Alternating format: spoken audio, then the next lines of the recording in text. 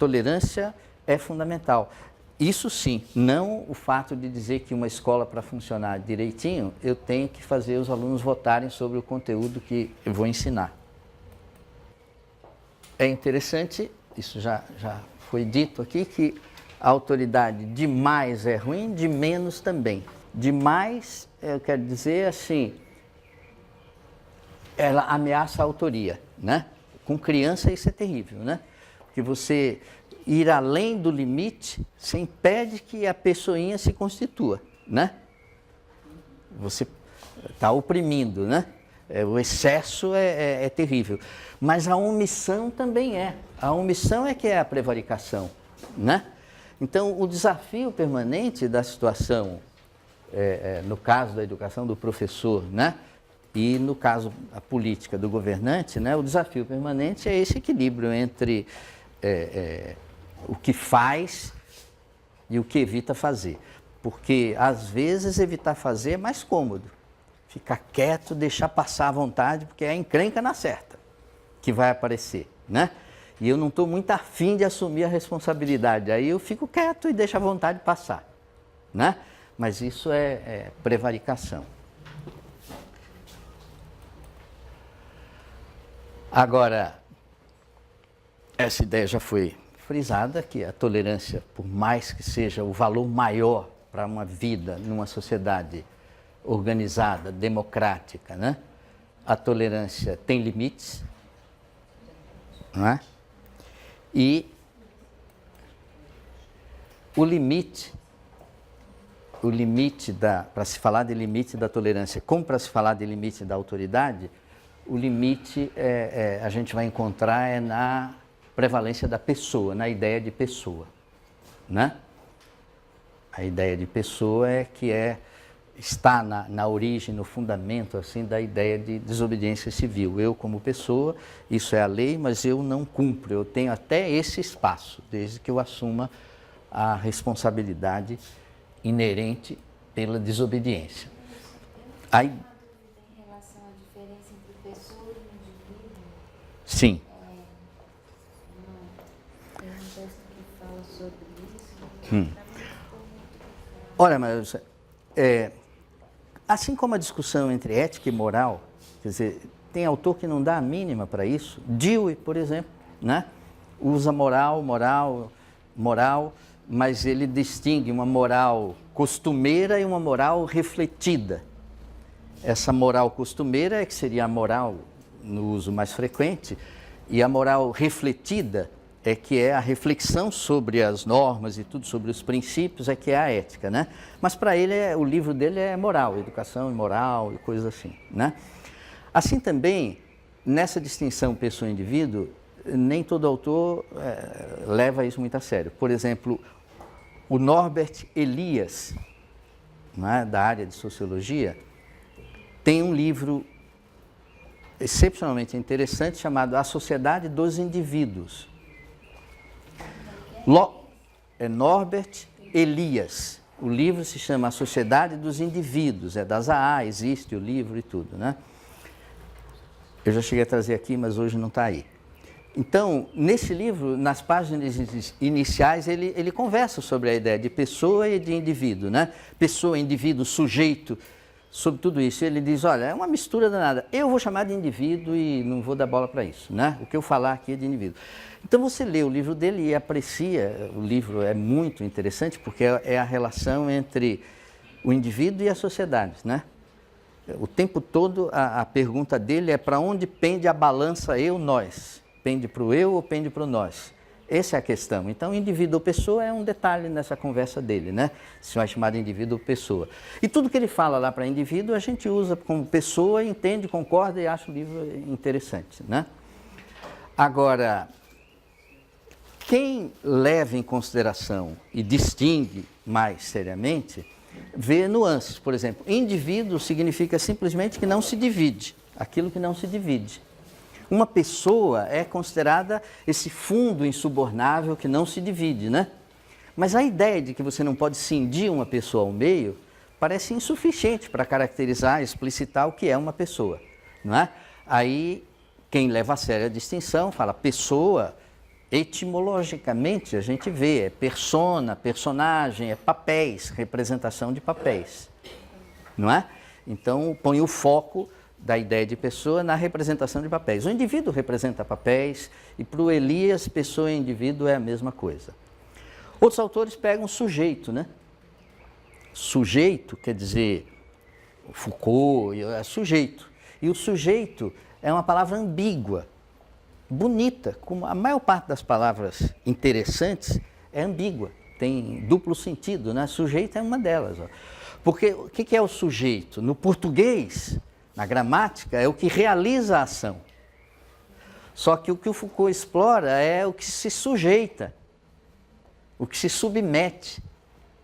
E aí, como é que fica? O sujeito é o que realiza a ação, o que faz assertivamente. Você vem para a escola para formar sujeitos. O sujeito é o que se assujeita. Não é? Há uma ambiguidade. Que se sai dela com uma tranquilidade. Que se sai assim, né? Sim, a gente se constitui como sujeito na medida em que a gente se assujeita mesmo. Se assujeita a quê? À existência do outro. Não é? Eu não me constituo como sujeito sem me submeter a que existe um outro que está ali, né?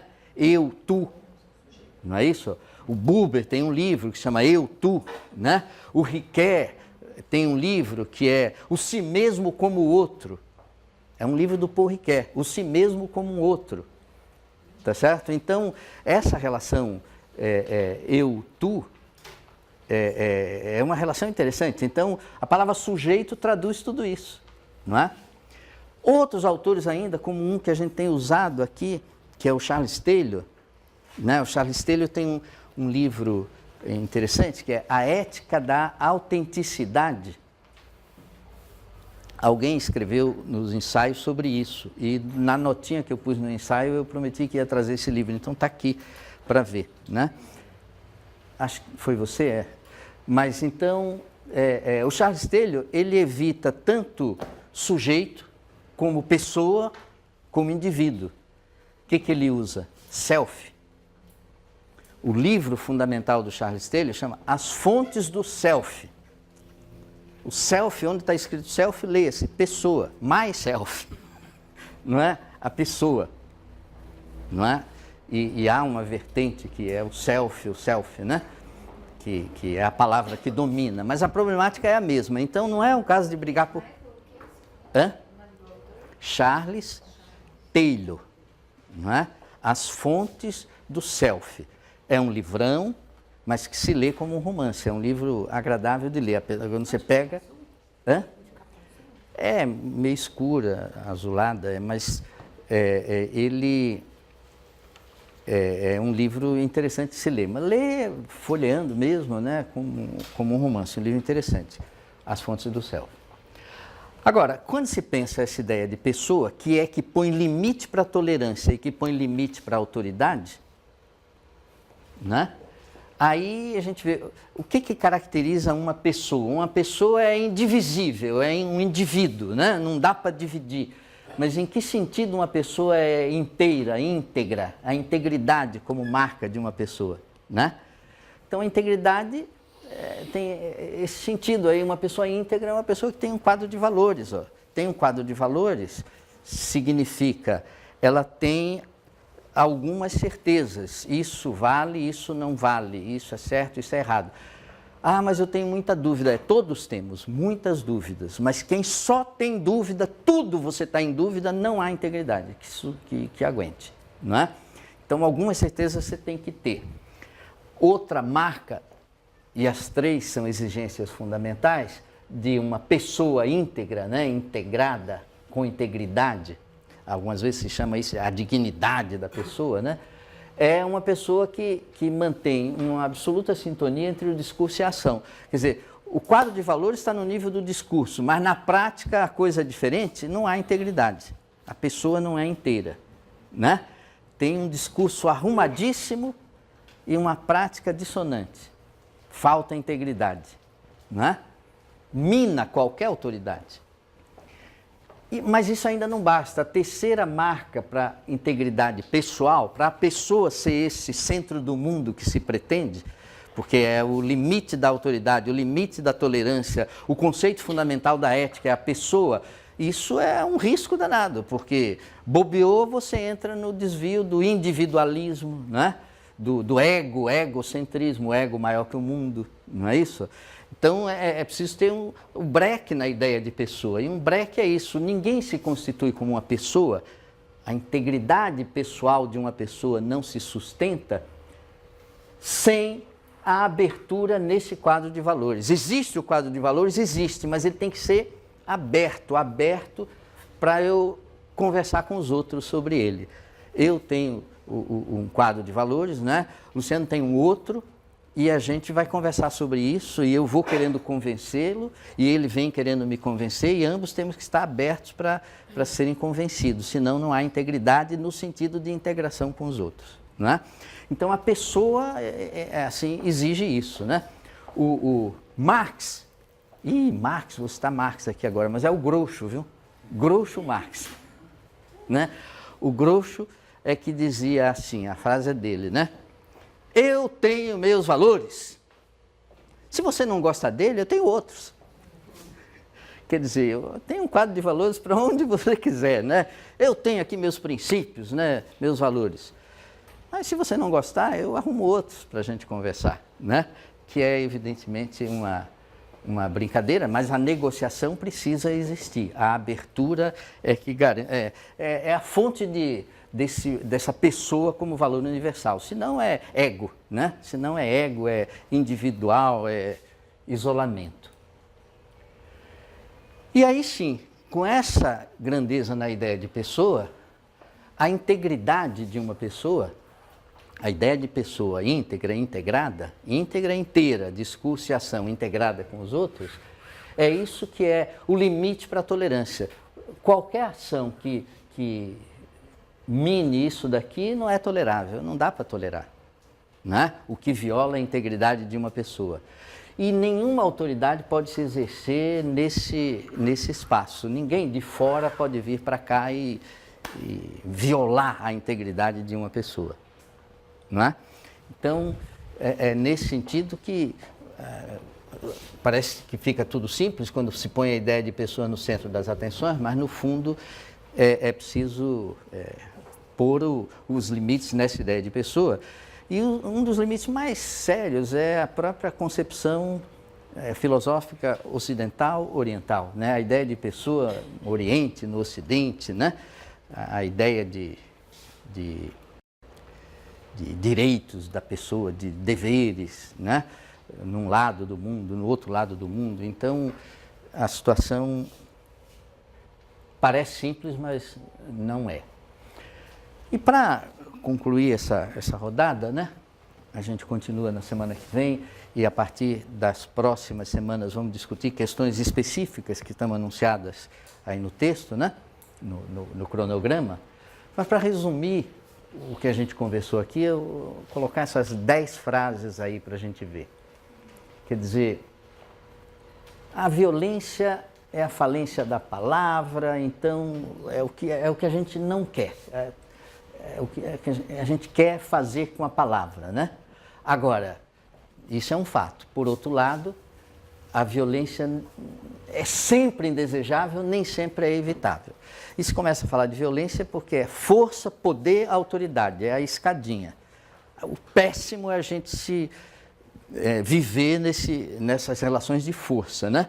Isso é o péssimo, né?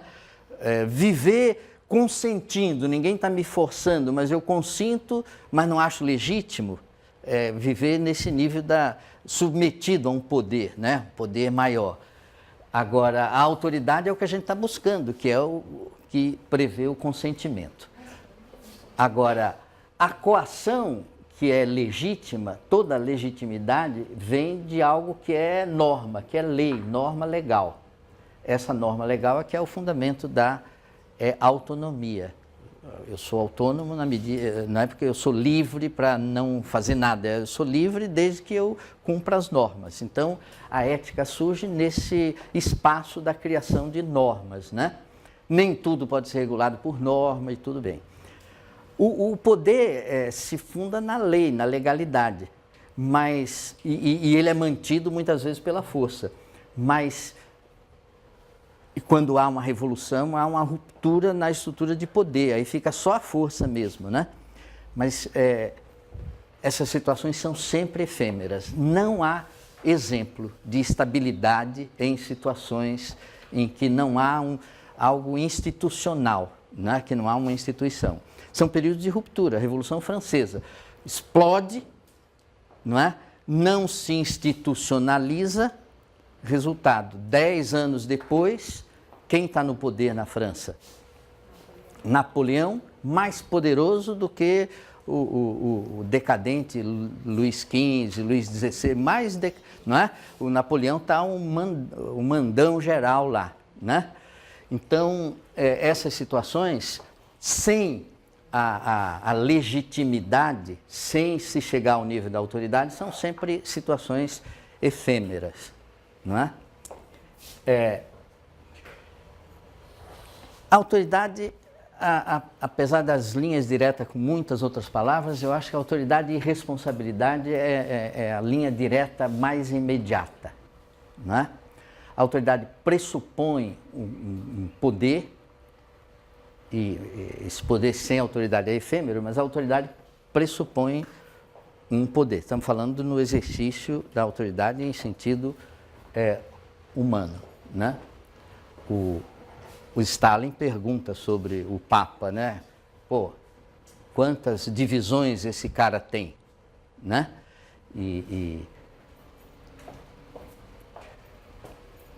Sem poder é anarquia. Anarquia a quem defenda. É uma posição política, não é? Defensável e tudo. Não precisa de autoridade, não precisa de uma estrutura de poder. A gente toma conta da garrafa, a gente mesmo vive e se organiza e tudo bem, né? Há quem acredite nisso. E aí tem uma posição política bem delimitada. Na história, isso daí tem sido um exercício de minoria, né? Nunca se consolidou, a não ser em pequenos experimentos aqui e ali. A legalidade é o que se busca, né? Viver dentro da lei.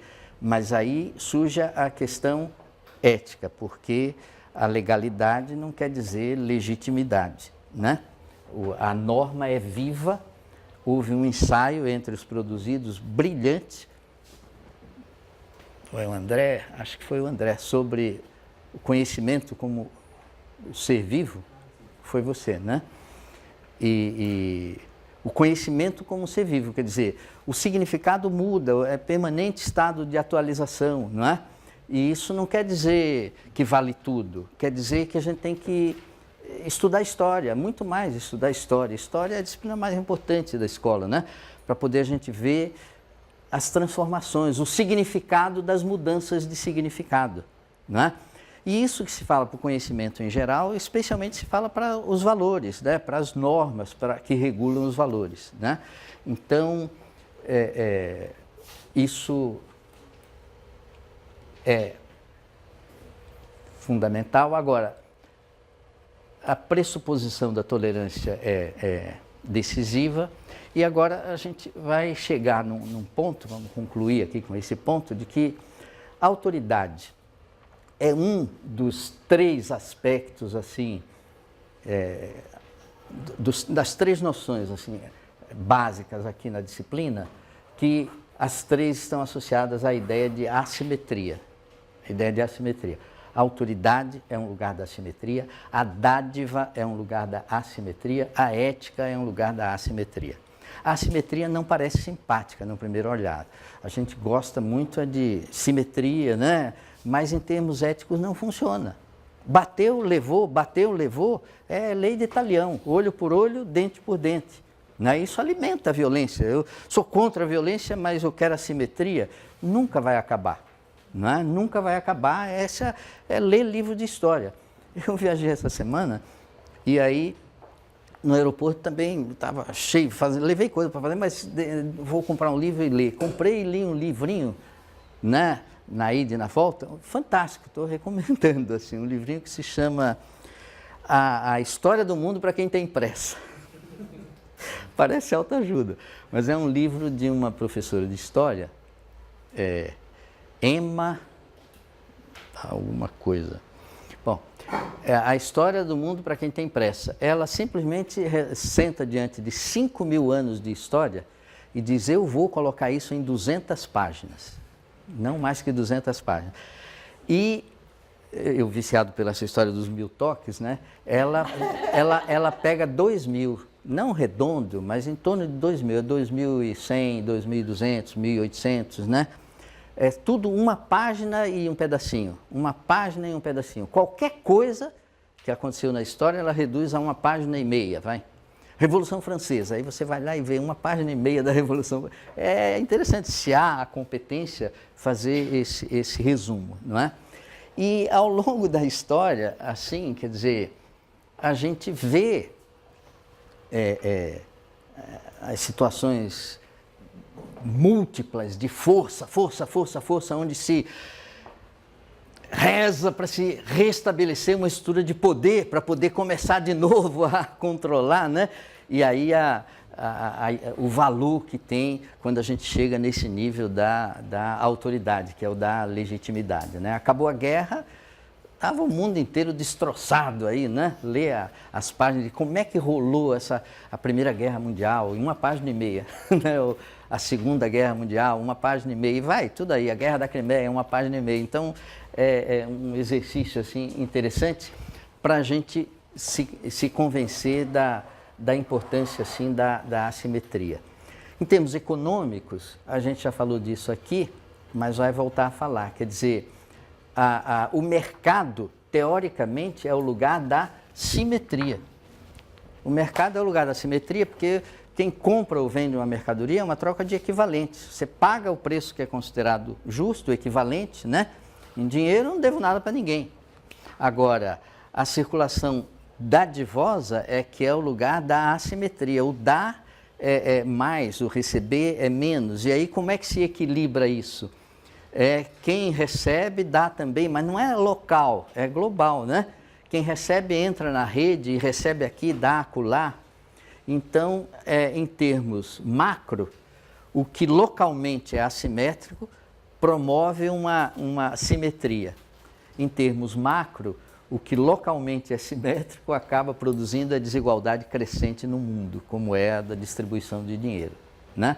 Então, dá para parar para conversar um pouco e mais devagar sobre essa questão aqui da assimetria. A autoridade se situa nesse espaço, né? O exercício de uma autoridade está associado a essa enorme responsabilidade que é de você ter que decidir, julgar, planejar, não é? Iniciar algo numa situação pela qual você é responsável, porque esse é o link decisivo.